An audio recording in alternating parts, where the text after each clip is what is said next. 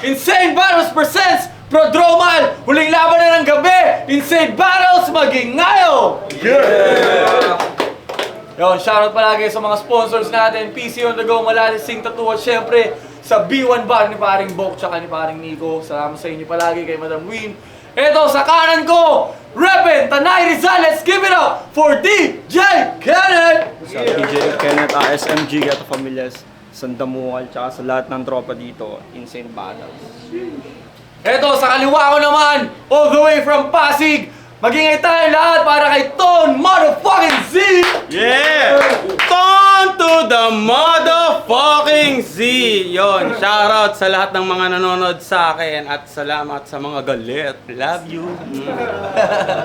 Yan, nanananta ko ito si DJ Kenneth, pinili niya mauna si Ton Z, 32 bars per round. At most sa tournament, pakinggan natin unang bana at Ton Z. Ton to the motherfucking Z! Sa totoo mga man, gusto kong inyong malaman, ako'y nagpo-focus na sa kabutihan. Pilit nang umiiwas sa kasamaan para matubos ang aking mga kasalanan. Kaso ang tadhana ay sadyang mapaglaro. Kaya dapat tawanan kung kailan mabait na akong tao, tsaka binigyan ako ng may kapansanan. Kasi sa totoo, ayaw kitang kalaban. Pero meron akong respeto sa organizer bilang paggalang. Sa katunayan, wala kang kwentang kalaban. Kahit tambak na yung Wolves kanina, tinapos ko pa rin bago kasulatan ng round 1. Pero seryoso, para sa akin, ito'y karangalan pa nga. Kasi napakasaya ko, maaapiran ko kayo isa-isa. At para sa akin, history ang aking magagawa. Makakalaban ko ang kauna-unahang bingot na diretso magsalita. Kasi kung sino mang Diyos ang may gawa sa'yo, putang ina, demonyo siya. Biruin mo, wala namang problema sa iyong pagsasalita. Pinagtripang ka niya, pinagmukhang bingot ka talaga.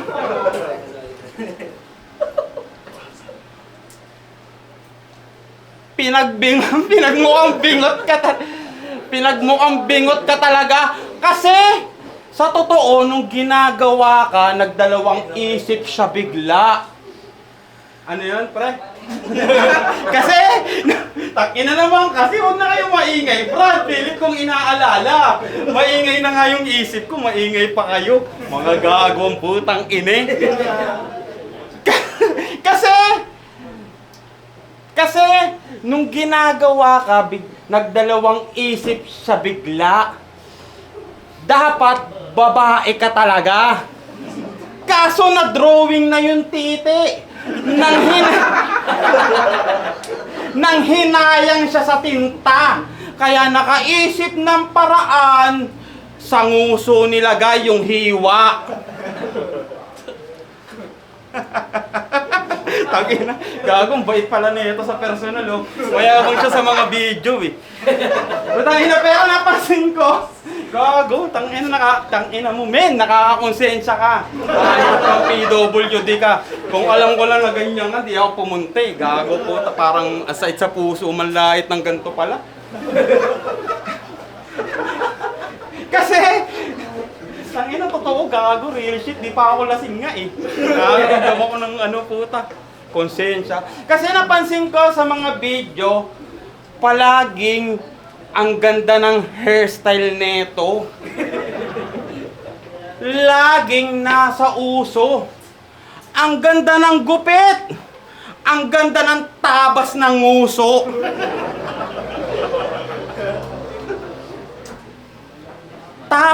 Tapos, nung sinilang ka, yung magulang mo nagkaroon sa'yo ng malaking trauma. Hanggang ngayon, hindi pa rin nila limot Nung pinanganak ka, sabi ng doktor sa nanay mo, "Congratulations, ma'am! It's bingot!"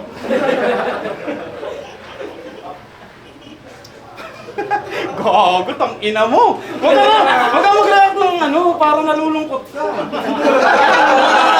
Ang ani! Gago, sa puso, promise. Congratulations, ma'am! It's bingot! Kaya kung sasabihin mo sa amin, blessing yan, ulul! Pampalubag ng loob lang yan, putang ina mo. Kasi paano mo Kasi discount na lang ang benepisyo ng pagiging bingot, inalis pa sa'yo. At sa round 1 na to, naawa ko sa'yo, hindi ko na sinabi yung iba, tang ina ka. May braces na iiyak-iyak pa, hayop ang putang inanti.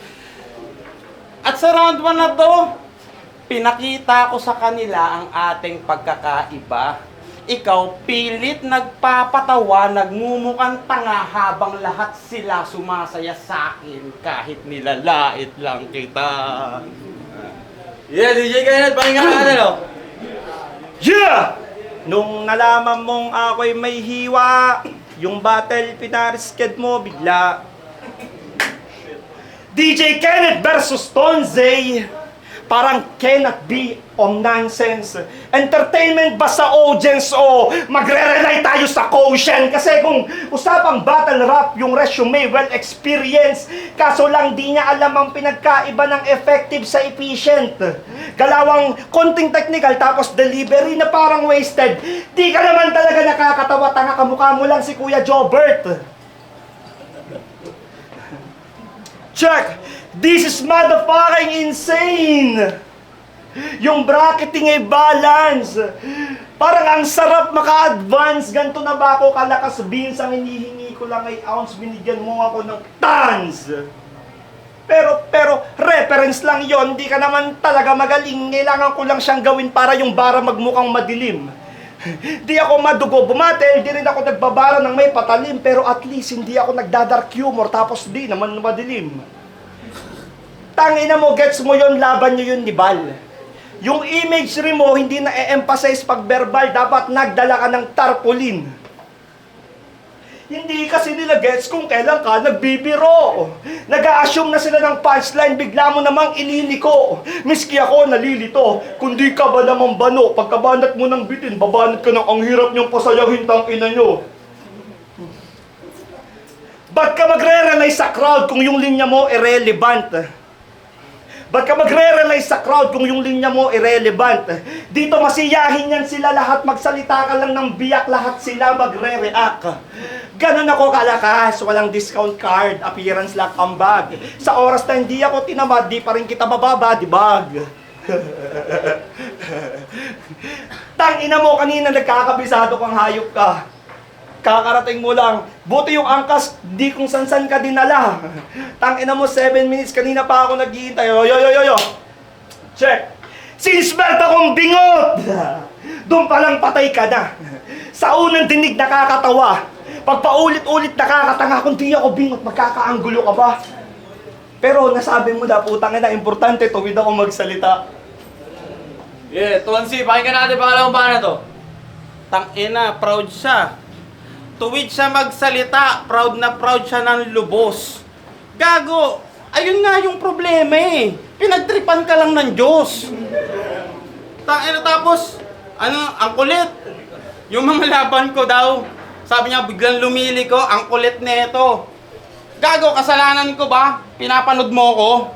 Tangina mo, ikaw nanonood, magre-reklamo ka sa akin. Ba't niyaya ba kita? Tangina mo, bingot ka na, inutil ka pa. Gagi, nakakasagabal yung braces sa nguso mo. Parang gate na may laktaw. Gag, tangina mo.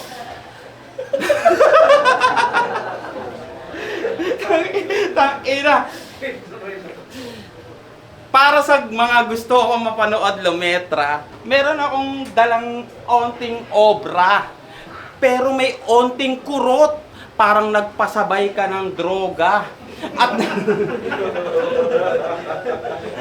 At malabo yun magawa ng putang inang patawa, wa ang puta. Tingin ko sa'yo, corning bingot, Jack Agorta. Hindi mo kilala kapwa mo.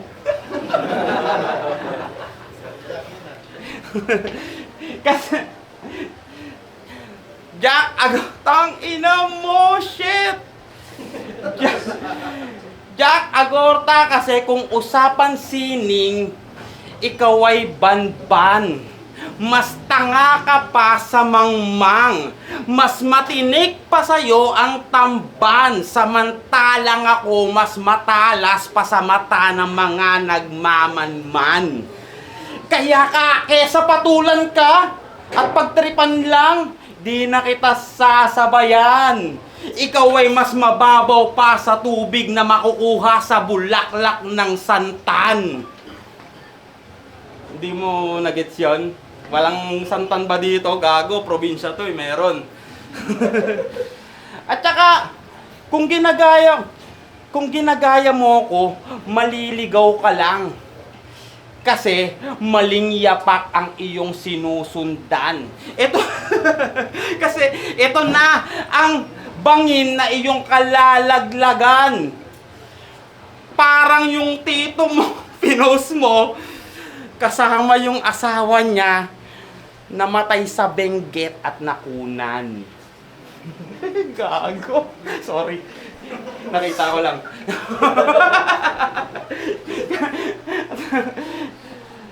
Pero, maiba tayo. Tangina. Gago, tangina. Kasi ang bait mo. Hindi bagay yung masasamang sulat ko. Kailangan ko alisin. Gago ang putang ina. Pero maiba tayo. Si Vincent, kahit maitim, malinis tignan. Ikaw, mukhang kalabaw na galing putikan. Ngayon na lang ako nakatapak ng tanay. Ang laki na ng pagbabago. Yung mga kalabaw, nagra-rap battle na, hindi na nag-aararo. Puking ina, kitang-kita sa mata ang kalungkutan, putang inang yan. Halatang naubusan ng angkan. Ikaw yung germs na natitira sa namatay na 99.9. At, tangina, ang kulit talaga. Yung bibig niya, kakaiba yung shape. Sa sobrang may bakante, dun niya nilalagay yung vape.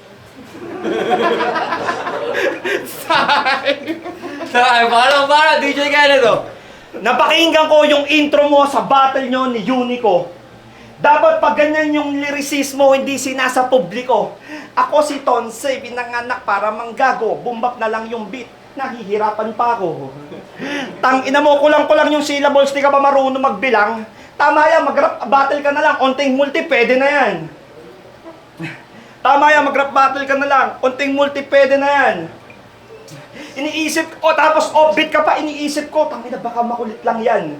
Tama yung sabi sa akin ni Dave Denver, buti DJ Kenneth, bingot ka lang. Kasi sobrang boba mo mag-rap, sobrang wak ng lyricismo, di ito paraan ng pambibisto, ito ang kalalabasan pag nag-withdrawal kayo sa pagbibisyo. Tangina mo, nung kalaban mo si Unico, hinagis mo yung pusa. Doon pa lang nasabi ko ng mentally unstable ang puta. Kahit sinong anying di yun basta gagawin o baka paraan ng pagpapapansin para yung crowd siya naman ng kagatin. Papansin ng puta, hinagis yung pusa, galit siya sa pusi. Kaya pala inaasar ka nilang bakla yung dating screen name mo, Tony. Nyi, tangina mo, tunog ngongo. naging Tony, naging Tonsi, naging Tonze. Unang 3 letra lang yung stable kasi hindi mo kayang dumulo. Tangina mo. Check, hindi mo kayang dumulo. No. Tapos yung mga damit mo kada battle ang gugulo. Larang laging magkakaaway. Tangina lahat ng damit mo parang kinukuha mo lang sa mga kapitbahay. Nung kalaban mo si Kilan, putang ina mukha kang promodizer ng camel. Nung kalaban mo naman si TD, para kang model ng Hansel. At nung kalaban mo naman si Val, para kang cover ng BIC na lighter. Tang-inang kulay ng damit yan, talagang hindi magkakasundo. Mas madali pang intindihin si Roger Naldo. Kung susumahin ang pinupunto, magkaiba tayo ng mundo. Sa sobrang paikot-ikot ng linya nyo sa nguso ko, kayo na mismo tumahin ito.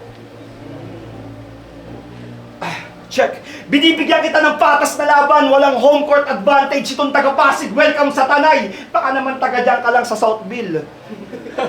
Huwag mo kaming pinaglololoko dito, di ka mukhang residente ni Pico, kamukha mo si yung doppelganger ni Kuya Jobert nung lulong pa siya sa bisyo. At last, lahat ng kaya mong gawin ay kaya ko rin gawin. Tayo'y magkaiba ng paningin. Tang-ina yung waist mo kanina kung saan na nakarating.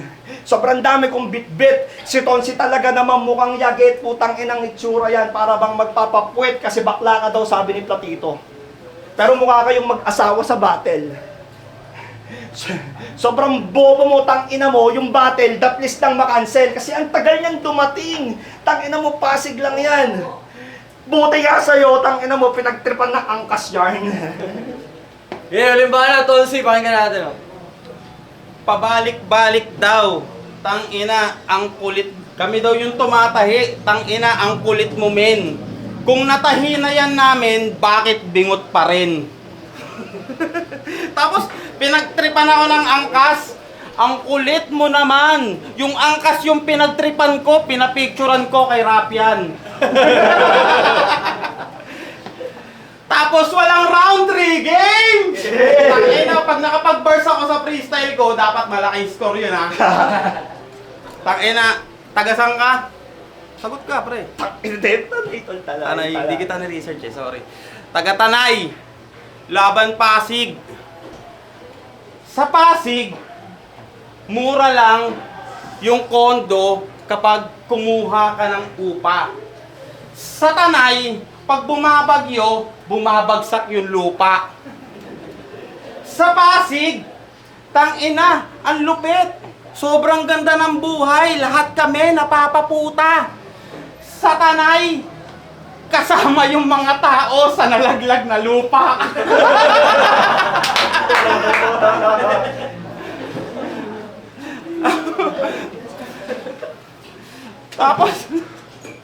Tapos, pre, nagsusulat ka na lang, hindi pa masakit. Alam mong bingot ka eh.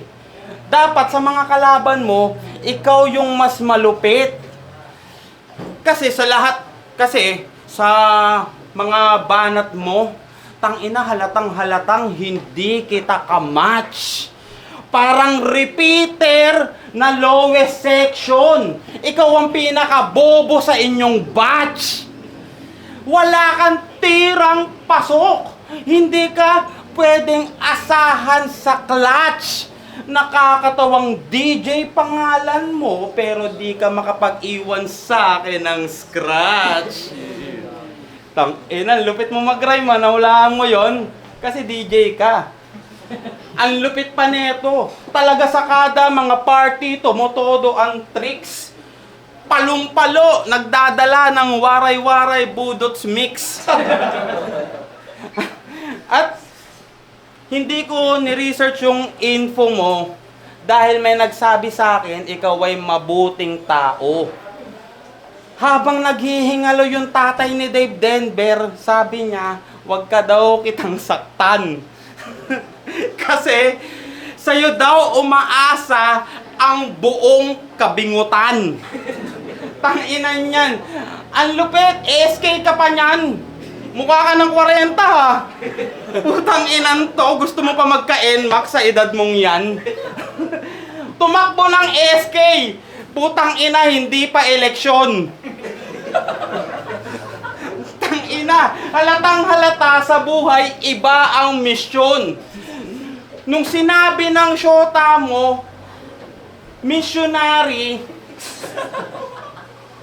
mali pagkakaintindi mo dahil bingot ka. Nagselos ka pa. Sabi mo, sinong sinasabihan niya ng misyodari?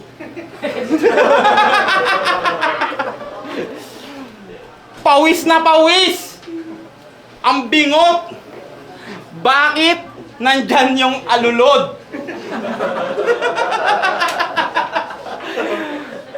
Ang konti ng balbas, tapos sa bakante, walang bigote na tumutubo.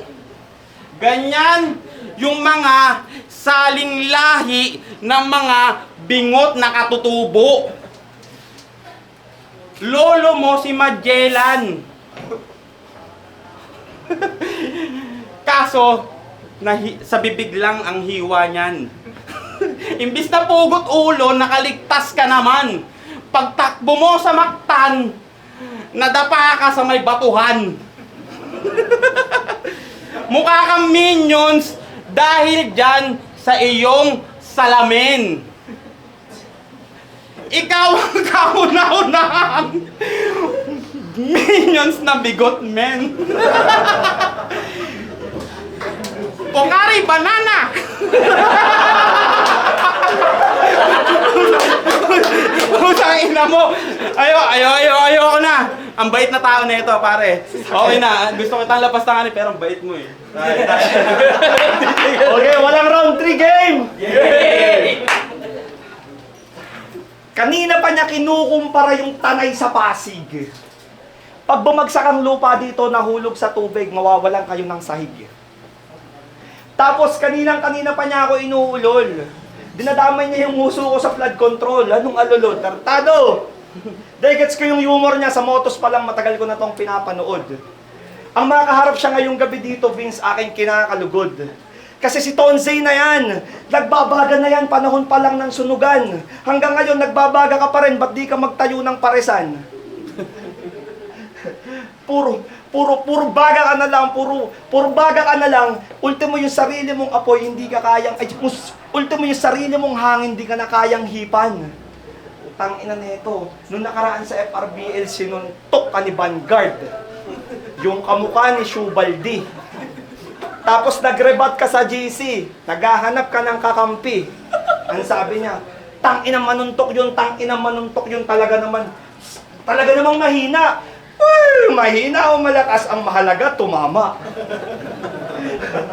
Bakit ka nagpasuntok, kinahamon ka pa ng pustahan? Sabi ko naman, putangin na si Tonsi Gago, ang alam ko mabait yan, kaya pala sinalo mo yung suntok, baka makasuntok siya ng iba. Tapos ka na niyang awayan sa GC, nagre-rebut ka pa. Kaya lang naman kami pinagtapat ni Vince kasi parehas daw kami ng humor. Putang ina mo, anong parehas ng humor? Lahat ng nakakalaban mo, pinapanalangin mong magkatumor. Lahat ng nakakalaban mo, pinapatayan mo ng mga tiyuhin tsaka mga tiyahin, hayop ka. Sa FRBL, sa motos, at sa kung saan pa, putang ina neto ang sa mamanalangin, ang sarap mong kaltukan, mamaya pare kung natok ka sa pintuan, baka magkatotoo. Tapos namatay daw tiyuhin ko sa Benguet. Putang ina mo, ang layo nun. Tiyuhin ko nandun sa pansyon. Tang ina mo, ang daming bingot na sinasabi, nahihirapan ako mag-rebat. At least yung kalaban mo, kahit hindi magsulat, lagi may din yung tatatak. Patagal na akong bingot. Since birth, day 1. Ikaw matagal ka na rin tanga. Simula nung grade 1. Tangina mo, Tonsi, mabait ka rin pala sa tunay na buhay. Ang nagkwento nun, yung tropa nating dalawa lang yung kulay. Ang sabi sa akin ni Vince, men, gusto ko kayong mapanood magwaratan. Gusto mo lang makakita ng kumakatikabong freestylean, kaya welcome sa Tanay. Alam kong yun yung punto mo. Nireschedule pa niya yung battle natin kasi birthday daw ng mama mo. Tangina mo, mas mahal yung mama niya kaysa battle rap. Wakang puta.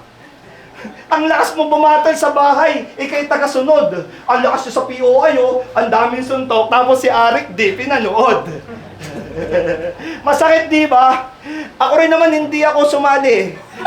Hindi rin ako napili. Ang importante, hindi ako nagpasa. Pag nakarating ka ng flip-top pre, manunood ako. Ang kaso lang, baka bumalik ka sa insane, masayahan ka sa lugar ko. Welcome sa Tanay, men! Welcome sa Tanay, malayo pa yung biniyahe niya kanina. Nakita ko nag-angkas, tangke naman, tamad ka mag-commute. Hindi na. Yo, guys, salamat sa dalawang to! Insane Battles presents Prodromal! Yung battle na yun ay para sa Atmos Tournament. Magiging tayo sa best para sa dalawang to, pare.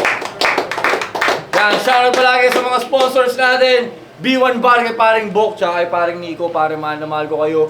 Sa Malates Ink Tattoo ni paring Malate. PC on the go ni Boss Joshua. Salamat sa inyong lahat. Kay Madam Win, syempre. Ito ang boto ng Urado. Advancing sa tournament. 3-0. Let's give it up for Ton Motherfucking Z. DJ Kenneth, pare. Good man. Shoutouts man sa lahat. Tangina, hindi ko na ulitin yon. Maganda na ako susunod. Sino yun? Si Nukli? Puking ina mo, Nukli! Gago ka! Rapian, binoto ko si Tonsi kahit palagay ko hindi siya masyadong preparado sa laban pero mas pasok pa rin yung mga linya niya na ginagamit.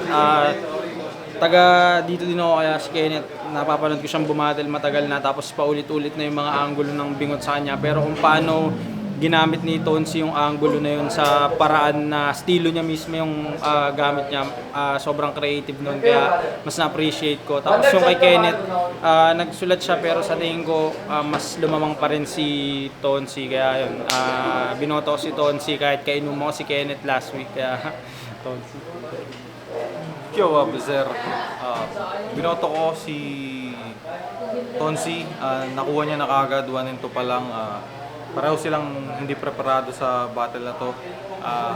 Sa round 1 pa lang ni Tonsi, dragging. Ang ganda ng pasok niya, pero nung kalagitnaan na, halatang di siya preparado. Pag may naririnig siya sa paligid, madali siya nadidistract. Pero pumapasok pa din yung mga linya, mas nakakakonek siya kumpara sa dala ni DJ Kenneth. Halatang halo na talaga freestyle, may mangilang-ilang sulat tapos papasok ng freestyle, hindi siya makapagpalanding ng punto, siguro nalilito siya kung paano niya huhugutin yung baon niya. At ganun din, same scenario sa round 2, freestyle pa rin si DJ Kenneth. Ibinangga niya dun sa sulat ni Tonsi, kahit dragging, mas nakakakonect talaga, mas may haymaker pa rin, kumakagat pa rin siya. Pero siguro kung nagagawa ni Tonsi ng mas flawless yung kanyang baon, siguro mas malinis na makukuha niya yun. Sa round 3 pareho silang freestyle. Para sa akin ginawa ko na lang tabla na yun. Pero nakuha na ni Tonsi yung 1-2 kaya Tonsi. Yo, Jans, binoto ko Tonzi. Sayang, di ko alam kung kita sa camera na bago mag-round 2 si DJ Kenneth, habang bumabanat si Tonsi, naglabas ng cellphone si DJ Kenneth. Ganun din bago mag-round 3. So, kung di niya sana ginawa yun, kayang-kaya niya makuha eh. Kasi si Tonsi di masyado nakapaganta. Kanina pa lang kita na eh. Babasa pa bago mag-start yung yung laban nila. Sayang. So unfair kasi dun sa di ba walang round 3 si Tonsi. So pero pinipilit sa buong round 1, round 2, round 3 pinipilit niya kunin yung sulat eh. Hindi siya naglalabas ng phone kahit hindi niya ganun kakabisa. So naging unfair siya kaya automatic Tonsi.